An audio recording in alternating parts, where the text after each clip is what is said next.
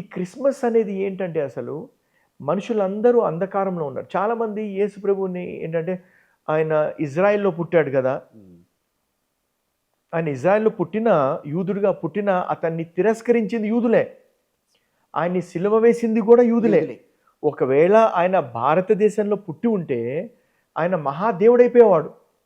ఇక్కడ దొంగ బాబాలనే మొక్కుతూ ఉంటే ఆయన అంత అద్భుతాలు చేసిన ఆయన్ని నెత్తిన పెట్టుకోక ఏం చేస్తాం ఇండియాలో? కానీ అక్కడ ఎందుకంటే ఆయన పుట్టింది ఆయన చనిపోవడానికి. సర్వ పాప పరిహారో రక్త ప్రోక్షణ అవశ్యం తద్ రక్తం పరమాత్మేన పుణ్యదాన బలియాగమని సామవేదంలో రాయబడింది. ఏంటంటే అన్ని పాపాలకి బలిగా రక్త ప్రోక్షణం అవసరము.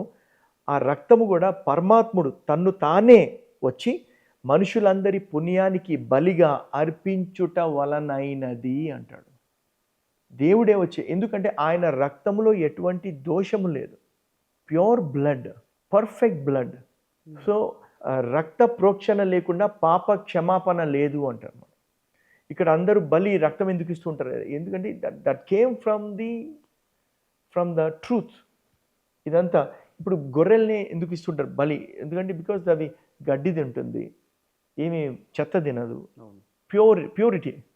సో యేసు ప్రభు ఇవాళ చాలామంది ఎగతాళిగా గొర్రెలు మాట్లాడుతూ ఉంటారు. ఎగతాళిగా. అలాంటి వాళ్ళకి మీరు ఇచ్చే సమాధానం? జ్ఞానానుసారమైన జవాబు కాదు, వాళ్ళకి ఇవ్వలేము. జ్ఞానులకైతే మనం జవాబు ఇవ్వగలం, కానీ మూర్ఖులకు ఇవ్వలేము. బికాస్ అజ్ఞానులు వారు. ఇప్పుడు వేదాల్లో మచ్చలేని మేక కావలను, దాన్ని తలకు బలుసు కంప చుట్టవలను, దానికి యూపస్తంభము కట్టవలను, దాని 4 కాళ్ళల్లో రక్తము కారినట్టు కొట్టవలను, దానికి చేదు రసం పట్టవలను, దాని ఎముకల్లో ఒకటి విరవకూడదు, దాని మాంసం భుజింపవలనని వేదాల్లో రాయబడింది.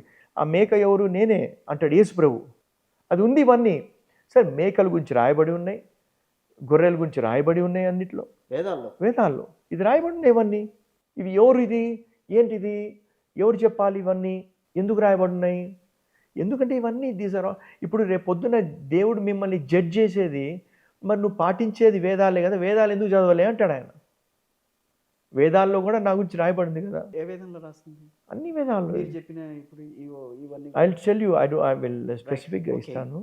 But these are all written in, you can always check by Google or you can check, it is written there. అన్నిట్లో రాయబడింది ఇది. అంటే ఇప్పుడు చూడండి, ఇప్పుడు డోంట్ బికమ్, నేనేదో తప్పు పట్టాలని రాలే, ఇక్కడ చెప్పాలని రాలే, but it is for your good Jesus came అంటా నేను.